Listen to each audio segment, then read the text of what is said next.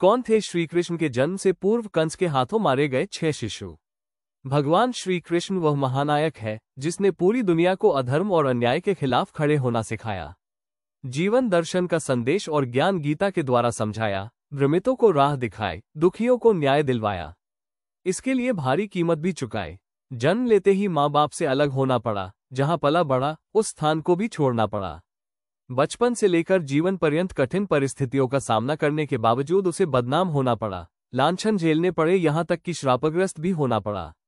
अपने जीवन काल में ही अपने वंश की दुर्दशा का सामना करना पड़ा, पर इस सब के बावजूद चेहरे की मधुर मुस्कान को तिरोहित नहीं होने दिया। कभी अपने दुखों की काली छाया अपने भक्तों की आशाओं पर छाने नहीं दी, क्योंकि सभी का कष्ट हरने के लिए ही तो अवतार लिया था।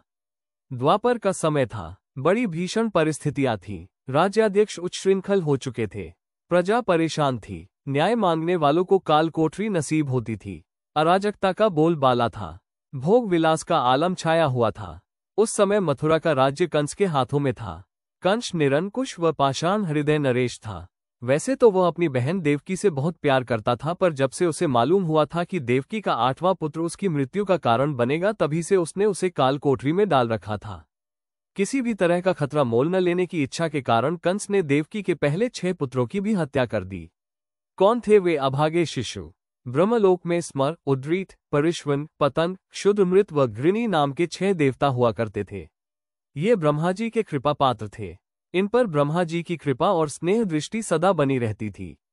वे इन 6 की छोटी मोटी बातों और गलतियों पर ध्यान न दे उन्हें नजरअंदाज कर देते थे। इसी कारण उन 6 में धीरे धीरे अपनी सफलता के कारण घमंड पनपने लग गया। ये अपने सामने किसी को कुछ नहीं समझने लग गए। ऐसे में ही एक दिन इन्होंने बात बात में ब्रह्मा जी का भी अनादर कर दिया। इससे ब्रह्मा जी ने क्रोधित हो इन्हें श्राप दे दिया कि तुम लोग पृथ्वी पर दैत्य वंश में जन्म लो। इससे उन 6 की अक्ल ठिकाने आ गई और वे बार बार ब्रह्मा जी से क्षमा याचना करने लगे। ब्रह्मा जी को भी इन पर दया आ गई और उन्होंने कहा कि जन्म तो तुम्हें दैत्य वंश में लेना ही पड़ेगा, पर तुम्हारा पूर्व ज्ञान बना रहेगा।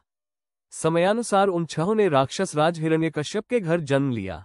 उस जन्म में उन्होंने पूर्व जन्म का ज्ञान होने के कारण कोई गलत काम नहीं किया।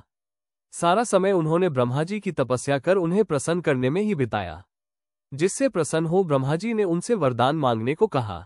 दैत्य योनि के प्रभाव से उन्होंने वैसा ही वर मांगा कि हमारी मौत न देवताओं के हाथों हो, न गंधर्वों के, न ही हम हारी बीमारी से मरे। ब्रह्मा जी तथास्तु कहकर अंतर्ध्यान हो गए। इधर हिरण्यकश्यप अपने पुत्रों से देवताओं की उपासना करने के कारण नाराज था। उसने इस बात के मालूम होते ही उन 6 को श्राप दे डाला कि तुम्हारी मौत देवता या गंधर्व के हाथों नहीं, एक दैत्य के हाथों ही होगी। इसी शाप के वशीभूत उन्होंने देवकी के गर्भ से जन्म लिया और कंस के हाथों मारे गए और सुतल लोक में जगह पाए। कंस वध के पश्चात जब श्रीकृष्ण मां देवकी के पास गए तो मां ने उन 6 पुत्रों को देखने की इच्छा प्रभु से की, जिनको जन्मते ही मार डाला गया था। प्रभु ने सुतल लोक से उन 6 को लाकर मां की इच्छा पूरी की। प्रभु के सानिध्य और कृपा से वे फिर देवलोक में स्थान पा गए।